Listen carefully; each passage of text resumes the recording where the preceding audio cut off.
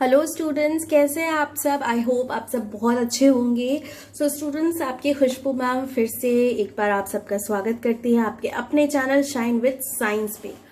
So students, हम पढ़ रहे थे आईसीएसई बोर्ड क्लास 6 बायोलॉजी का चैप्टर 4 डाइजेस्टिव सिस्टम, राइट। इसमें हमने बहुत सारे टॉपिक्स कवर कर चुके हैं। हम पढ़ रहे थे ह्यूमन डाइजेस्टिव सिस्टम का स्ट्रक्चर, कि ह्यूमन डाइजेस्टिव सिस्टम जो है वो कौन कौन से इंटरनल ऑर्गन से मिलके बना हुआ है, राइट। इंटरनल एक्सटर्नल जो भी किस ऑर्गन से वो मिलके बना हुआ है। सो स्टूडेंट्स, इसमें हमने पढ़ लिया था स्टमक तक, ठीक है।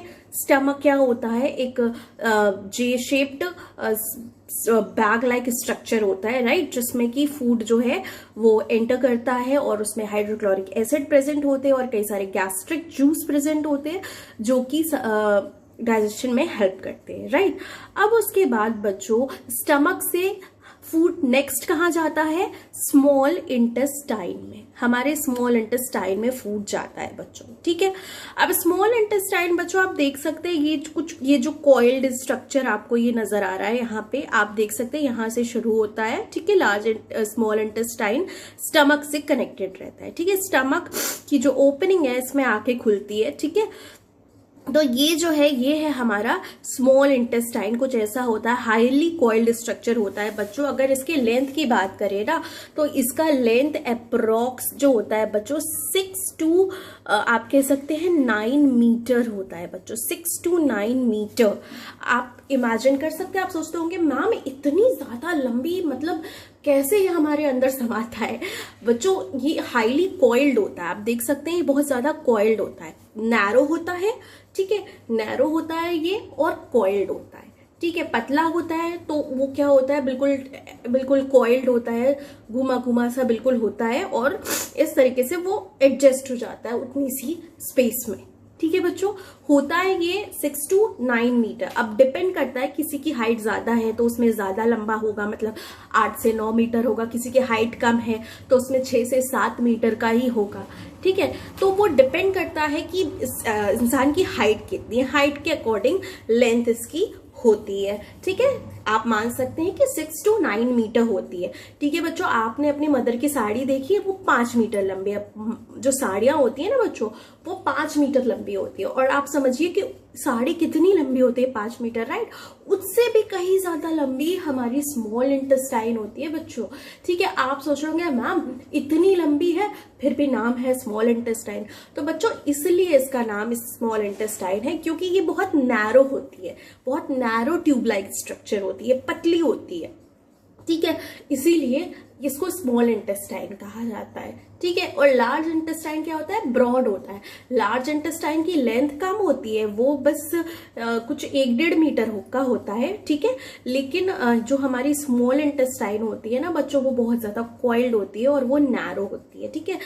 तो इस जो है कि इसलिए उसको नैरो होती है, इसलिए उसको स्मॉल इंटेस्टाइन कहा जाता है, लेकिन बहुत ज्यादा लंबी होती है, ठीक है। आइए देखते हैं क्या लिखा है। अ लॉन्ग कॉइल्ड ट्यूब, जैसे कि मैंने अभी बताया, हाईली कॉइल्ड होती है और ये कहाँ होती है?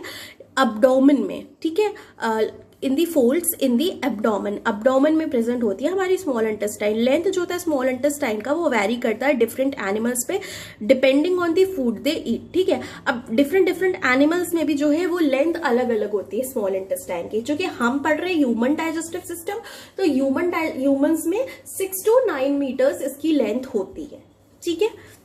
आप इतना याद रखिएगा बच्चों, ठीक है। The inner wall of the small intestine have several finger like projections called the villi, और singular it is called villus, ठीक है। अब जो अंदर से जो वॉल होती है बच्चों, अंदर की वॉल होती है, अब ट्यूब से ट्यूब है, ट्यूब बना हुआ है, किसका बना हुआ है? स्मॉल इंटेस्टाइन मसल्स का बना हुआ है, ठीक है। तो मसल्स, उसके अंदर क्या होता है, उस ट्यूब के अंदर, स्मॉल इंटेस्टाइन की जो ट्यूब है बच्चों, उस ट्यूब के अंदर फिंगर लाइक प्रोजेक्शंस, मतलब एकदम छोटे छोटे से माइन्यूट से माइक्रोस्कोपिक से ऐसे फिंगर लाइक प्रोजेक्शंस आप कह सकते हैं कि निकले हुए रहते हैं। समथिंग आप कह सकते हैं, सपोज ये जो है वॉल है, तो उस पर कुछ इस तरीके का स्ट्रक्चर जो है कि पूरी उसकी वॉल पे फिंगर लाइक ऐसे जो है कि निकला रहता है पूरी उसकी वॉल पे, ठीक है। इसका भी बच्चों एक पर्पस होता है। तो इस फिंगर लाइक के जो प्रोजेक्शंस निकले हुए होते हैं इंटेस्टाइन की इनर वॉल पे, स्मॉल इंटेस्टाइन की, उसको विलाई कहते हैं, ठीक है। उसको क्या कहते हैं बच्चों? विलाई कहते हैं। तो जैसे कि मैंने आपको बताया था कि खाने का कंप्लीट डाइजेशन हमारे स्मॉल इंटेस्टाइन में हो जाता है, राइट। हमारे स्मॉल इंटेस्टाइन में हमारे फूड का डाइजेशन कंप्लीट हो जाता है। अब कंप्लीट हो गया जब डाइजेशन, जब फूड जो कॉम्प्लेक्स फूड था वो सिंपलर पार्टिकल्स में टूट गया है, तो अब उसके बाद हमारी बॉडी उसको लेगी, उसको एब्जॉर्ब करेगी, उसको जो है कि फिर उसको एब्जॉर्ब करेगी, फिर उसकी एसिमिलेशन करेगी, राइट। तो वो जो एब्जॉर्प्शन की प्रोसेस होती है बच्चों, वो इसी विलाई के थ्रू होती है। ये जो विलाई होते हैं ना, इसमें बहुत सारे फाइन ब्लड वेसल्स प्रेजेंट होते हैं। क्या प्रेजेंट होते हैं बच्चों? फाइन ब्लड वेसल्स प्रेजेंट होते हैं। वो ब्लड वेसल्स में ही क्या होते हैं कि ये जो न्यूट्रिएंट्स हैं विलाई के अंदर, विलाई क्या करता है? एब्जॉर्ब करता है, ठीक है। विलाई जो होता है ना, वो जो भी न्यूट्रिएंट्स है, जैसे amino acid, protein amino acid में टूट गया, आपका कार्बोहाइड्रेट ग्लूकोज में टूट गया, फैट जो है फैटी एसिड और ग्लिसरॉल में टूट गया। तो ये जो सिंपलर फॉर्म्स हैं सारे, और जो वाइटामिन है, मिनरल्स है, उसको कौन एब्जॉर्ब करता है? हमारे स्मॉल इंटेस्टाइन में से विलाई। वो विलाई क्या करता है? वो पूरा एब्जॉर्ब करता है, वो सारे न्यूट्रिएंट्स को सोखता है। और विलाई में बहुत ज्यादा ब्लड वेसल्स होते हैं बच्चों, तो वो जो सारे न्यूट्रिएंट्स हैं वो ब्लड में चले जाते हैं, ठीक है। ब्लड में चले जाते हैं, और ब्लड तो हमारी पूरी बॉडी के हर सेल में जा रहा है, सब जगह जा रहा है, सब जगह ब्लड वेसल्स फैले हुए हैं। तो वो जो है कि ब्लड में मिलके सारे न्यूट्रिएंट्स हर बॉडी पार्ट्स तक पहुंचते हैं, और हमारे हर बॉडी पार्ट फिर अपना अपना फंक्शन अच्छे से परफॉर्म कर पाते हैं, ठीक है। तो इस तरीके से बात हो गई विलाई की, कि विलाई क्या होता है बच्चों? ये फिंगर लाइक प्रोजेक्शंस कहाँ प्रेजेंट होते हैं? स्मॉल इंटेस्टाइन की इनर वॉल पे, ठीक है। ये क्या करते हैं? ये फूड को, ये न्यूट्रिएंट्स को एब्जॉर्ब करते हैं फूड को, ठीक है। एब्जॉर्ब करके फिर ये क्या करते हैं? ये उसको ब्लड में भेज देते हैं। ब्लड क्या करता है? ब्लड पूरी बॉडी में उसको पहुंचाता है, किसको? फूड को, ठीक है, यानी कि न्यूट्रिएंट्स को, वो सिंपलर फॉर्म्स को, फूड के सिंपलर फॉर्म्स को पूरे बॉडी पार्ट्स में पहुंचाता है, और पूरी बॉडी पार्ट्स उसको यूज करती है अपने बॉडी की ग्रोथ के लिए, जिसको हम कहते हैं क्या बच्चों? एसिमिलेशन, ठीक है। उस प्रोसेस को क्या कहते हैं हम? जब बॉडी हमारी ये स्मॉल ये जो सिंपलर फॉर्म्स ऑफ फूड को यूटिलाइज करती है अपने ग्रोथ एंड डेवलपमेंट के लिए, so that process is called assimilation. Okay, आप याद रखिएगा बच्चों, भूलिएगा नहीं, ठीक है। पहले क्या होता था? इंजेशन, फिर डाइजेशन, फिर क्या हो गया? डाइजेशन हो गया स्मॉल इंटेस्टाइन में कंप्लीट सारे ही न्यूट्रिएंट्स का। अब क्या होगा? अब एब्जॉर्प्शन, विलाई के द्वारा एब्जॉर्प्शन हो जा रहा है, और फिर ब्लड के थ्रू क्या हो रहा है? पूरी बॉडी में जा रही है। तो उस तरीके से फिर क्या हो रहा है? एसिमिलेशन हो रहा है, क्योंकि हमारी बॉडी उस सिंपलर फूड फॉर्म्स को जो है कि यूटिलाइज कर रही है अपनी बॉडी के ग्रोथ एंड डेवलपमेंट के लिए, राइट स्टूडेंट्स। आई होप इतनी बातें आपको अच्छे से समझ में आ गई होगी। विलाई क्या करता है? इंक्रीज कर देता है surface area for the absorption of digested food. Villi से क्या हो रहा है बच्चों की जो सरफेस एरिया है फूड एब्जॉर्प्शन के लिए, डाइजेस्टेड फूड के एब्जॉर्प्शन के लिए, वो बढ़ जा रहा है। अब सरफेस एरिया मैम कैसे बढ़ जा रहा है? पता नहीं क्या क्या लिखा है, कुछ तो समझ में नहीं आता, समझाइए जल्दी। हाँ तो मैं समझाती हूँ ना। ये देखिए, जैसे सपोज मान लीजिए अब आप कोई प्लेन सरफेस है, ठीक है, ऐसे कोई प्लेन सरफेस है, और ये समझ लीजिए कि ये ज्यादा है, इस पे फिंगर लाइक ऐसे प्रोजेक्शंस कई सारे निकले हुए हैं, ठीक है। अब आप ही बताइए मुझे जरा बच्चों कि सपोज कोई चीज है, कोई चीज सोखने को आ रही है, ठीक है। अब इस पे ये पूरा प्लेन स्ट्रक्चर है, ये पूरा प्लेन सरफेस है। अब आप जरा सोच के बताइए कि कोई चीज ज्यादा किस में एब्जॉर्ब होगी? इसमें एब्जॉर्ब होगी या इसमें एब्जॉर्ब होगी? ठीक है, ये फिंगर लाइक प्रोजेक्शंस पूरे उभड़े हुए हैं, ठीक है, उभड़े हुए हैं। अब क्या हो रहा है बच्चों? तो ये क्या हो रहा है कि ये ज्यादा सरफेस प्रोवाइड कर रहा है, ठीक है। इससे जो है कि ज्यादा सरफेस मिल रहा है, पूरा इधर से लेके इधर तक, पूरा फिर इधर से लेके इधर तक, पूरा इसमें क्या है, सब तरफ से एब्जॉर्प्शन होगा ना, इसके इस साइड से, ऊपर की साइड से, ए साइड की साइड से, हर साइड से एब्जॉर्प्शन हो रहा है, राइट। अब ये प्लेन सरफेस पे क्या है? बस प्लेन सरफेस पे एब्जॉर्प्शन होगा। तो किसमें ज्यादा ऑब्जॉर्प्शन होगा बच्चों? इसमें होगा, क्योंकि ये क्या कर रहा है? ये सरफेस एरिया को बढ़ा दे रहा है। विलाई क्या कर रहा है? ये सरफेस एरिया को बढ़ा दे रहा है, सरफेस के एरिया को बढ़ा दे रहा है, जगह को बढ़ा दे रहा है, जिससे कि ज्यादा क्या हो रहा है, एब्जॉर्प्शन हो पा रहा है डाइजेस्टेड फूड का। ठीक है, आई बात समझ में बच्चों कि कैसे विलाई सरफेस एरिया को बढ़ा दे रहा है और डाइजेस्टेड फूड का एब्जॉर्प्शन ज्यादा हो पा रहा है। ठीक है, तो अब क्या है बच्चों, स्मॉल इंटेस्टाइन जो है वो डिवाइडेड होता है 3 पार्ट्स में, ड्यूडेनम, जेजिनम और इलियम। ठीक है, ये 3 पार्ट्स होते हैं। अब सबसे पहले जो होता है बच्चों वो ड्यूडेनम होता है। ठीक है, जो कि स्टमक से कनेक्टेड होता है। ये जो है कि छोटा होता है, ये सबसे छोटा, ड्यूडेनम की बात करें ना तो सबसे छोटा होता है, चौड़ा होता है। ठीक है, ज्यादा छोटा भी होता है और मोटा भी होता है। ठीक है, तो खाना सबसे पहले ड्यूडेनम में ही आता है। ठीक है, देखते हैं क्या लिखा है ड्यूडेनम के बारे में। ये शॉर्टेस्ट होता है, सबसे छोटा होता है और सबसे आगे का हिस्सा होता है स्मॉल इंटेस्टाइन का। अब इसमें क्या होती है, ये जो ड्यूडेनम है इसमें खाना तो आता है स्टमक से सबसे पहले इसी में, साथ ही साथ बच्चों ड्यूडेनम में क्या आता है, बाइल डक्ट। बाइल डक्ट कहाँ से आता है, लीवर से, क्योंकि लीवर में बाइल जूस बनता है बच्चों। ठीक है, लीवर में क्या बनता है, बाइल जूस। अब आप देखिए जैसे स्मॉल इंटेस्टाइन है। ठीक है, ये हमारा स्मॉल इंटेस्टाइन स्मॉल इंटेस्टाइन है। ये बच्चों इसके हैं 3 पार्ट्स। ठीक है, इसके हैं 3 पार्ट्स। सबसे पहला क्या है, ड्यूडेनम। ठीक, दूसरा क्या है बच्चों, जेजुनम। तीसरा क्या है, इलियम। ओके, तो ये भाई हमारे 3 पार्ट्स है। अब सबसे पहले की पार्ट की बात करें तो ये होता है ड्यूडेनम। ड्यूडेनम जो होता है ये शॉर्टेस्ट होता है, सबसे छोटा होता है। ठीक है, शॉर्टेस्ट होता है, सबसे छोटा होता है। इसमें क्या होता है बच्चों की, इसमें सबसे पहले स्टमक से फूड आता है। फिर क्या होता है बच्चों, जो लीवर होता है, हमारा लीवर होता है ना, लीवर में क्या होता है बच्चों, लीवर में बनता है बाइल जूस। तो इस लीवर में बनता है बाइल जूस। अब बाइल जूस बन रहा है बच्चों लीवर में, तो वो लीवर में तो रहेगा नहीं ना।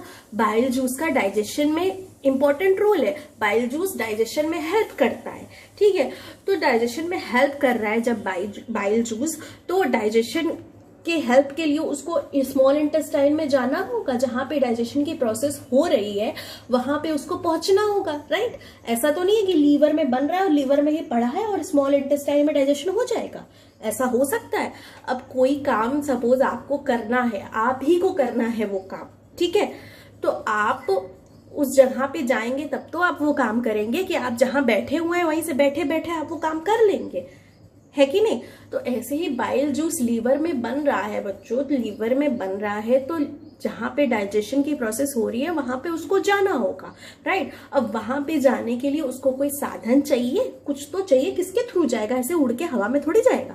राइट, तो वो क्या होगा, कैसे जाएगा, उसको चाहिए एक डक्ट, एक रास्ता, एक पैसेज चाहिए। ठीक है, वो जो पैसेज होता है ना उसको डक्ट कहते हैं, वो जो ट्यूब, वो नली जो कि लीवर से गई होती है इंटेस्टाइन तक।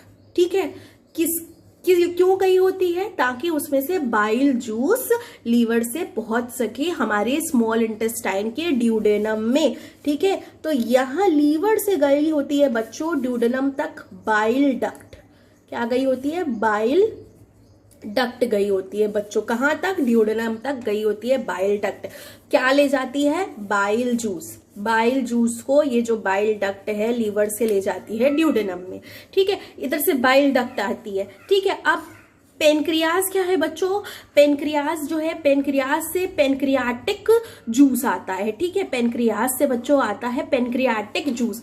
पेनक्रियाटिक जूस में भी बहुत सारी एंजाइम्स प्रेजेंट होती है जो कि हेल्प करती है डाइजेशन में। पेनक्रियाज क्या है, एक ग्लैंड है, एक एंडोक्राइन ग्लैंड है, और ये जो है कि इसको डुअल ग्लैंड कहते हैं।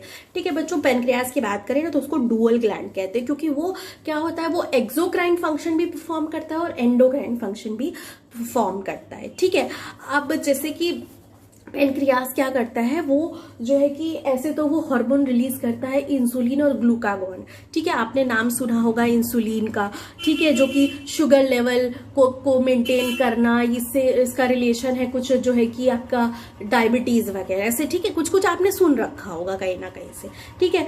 अब पेनक्रियास जो है बच्चों, वो पेनक्रियाटिक जूस भी सिक्रीट करती है, वो पेनक्रियाटिक जूस भी निकालती है। अब पेनक्रियास में पेनक्रियाटिक जूस बना बच्चों, और वो डाइजेशन में हेल्प करता है पेनक्रियाटिक जूस, क्योंकि इसमें एंजाइम्स प्रेजेंट होते हैं। अब वो पेनक्रियाटिक जूस स्मॉल इंटेस्टाइन तक कैसे पहुंचेगा, उसको भी एक डक्ट चाहिए, उसको भी एक ट्यूबुलर पैसेज चाहिए, ठीक है। तो पेनक्रियास क्या करता है बच्चों, पेनक्रियास की बात करें, ठीक है, पेनक्रियास यहीं लिख देती हूँ, ठीक है। पेनक्रियास जो है बच्चों, वो क्या करता है, जो है कि पेनक्रियाटिक जूस जो है बनाता है, ठीक है। इसमें बना पेनक्रियाटिक जूस, ठीक है। अब ये pancreatic okay, pancreatic juice, okay. तो ये जो पेनक्रियाटिक जूस है बच्चों, ये जो है आपका कैसे जाएगा पेनक्रियास से ड्यूडेनम में, तो ये जो है ये जाके जो है कि ले जाएगा पेनक्रियाटिक डक्ट, पेनक्रियाटिक डक्ट। ये क्या होता है, ये जो बाइल डक्ट और पेनक्रियाटिक डक्ट है ना, ये एक जगह पे जाके आपस में मिल जाते हैं, ठीक है, एक जगह पे आपस में मिल जाते हैं जाके, उस जगह को कहते हैं एम्पुला ऑफ वेटर, ठीक है। ये आप लोग पढ़ेंगे जो है कि थोड़े जो है कि हायर क्लासेस में पढ़ेंगे, अभी बस मैंने आपको जस्ट बता दिया है कि ये जो बाइल डक्ट है और जो पेनक्रियाटिक डक्ट है, ये एक जगह पे जाके एंड में आपस में मिल जाते हैं और कॉमन डक्ट में बदल जाते हैं, ठीक है, कॉमन डक्ट में बदल जाते हैं।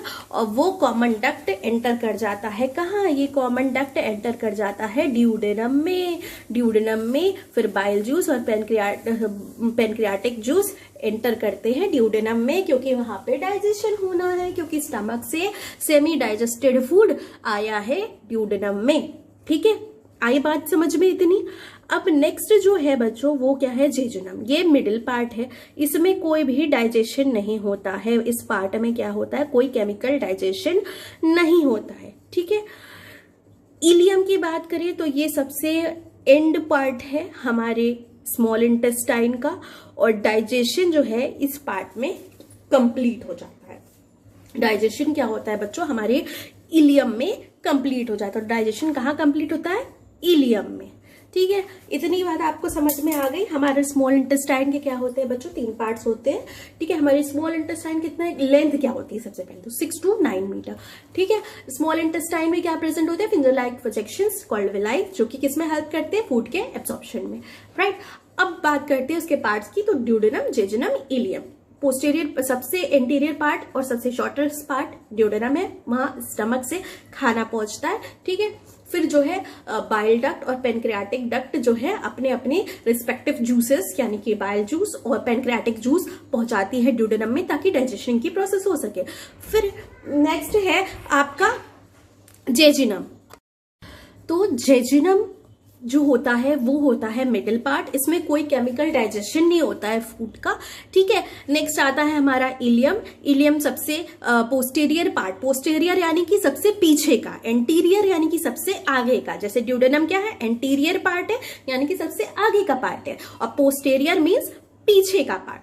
तो इलियम क्या है, ये सबसे पोस्टीरियर पार्ट है हमारे स्मॉल इंटेस्टाइन का, और इसमें होता है डाइजेशन जो कंप्लीट, यानी कि हमारा जो फैट, प्रोटीन, कार्बोहाइड्रेट, ये पूरी तरीके से जो है क्या होता है, इसका ब्रेक डाउन हो जाता है, ये अपने सिंपलर फॉर्म्स में टूट जाता है और बिल्कुल डाइजेशन के एब्जॉर्प्शन के लिए तैयार हो जाता है। डाइजेशन, अगर आपसे कोई पूछे बच्चों कि डाइजेशन कहाँ कंप्लीट होता है, आप बोलेंगे स्मॉल इंटेस्टाइन में। अगर पूछे कि किस पार्ट में होता है कंप्लीट, तो आप कहेंगे बच्चों ileum part of small intestine, ठीक है। आई होप इतनी बातें आपको अच्छे से समझ में आ गई होगी स्टूडेंट्स। नेक्स्ट जो है लार्ज इंटेस्टाइन है, और फिर डाइजेस्टिव ग्लैंड्स भी है, जिसके बारे में हम पढ़ेंगे और जानेंगे हमारे नेक्स्ट वीडियो में। ओके स्टूडेंट्स, तब तक के लिए see you, have a good day, see you in the next video. अगर आप नए हैं मेरे चैनल पे तो मेरे चैनल को सब्सक्राइब करें और बेल आइकन को प्रेस करना ना भूलें, ताकि आने वाले वीडियोस की अपडेट आपको मिलती रहे स्टूडेंट्स। और साथ ही साथ मेरे वीडियो को आप लाइक कीजिए, शेयर कीजिए। Till then have a good day, bye bye, see you in the next video.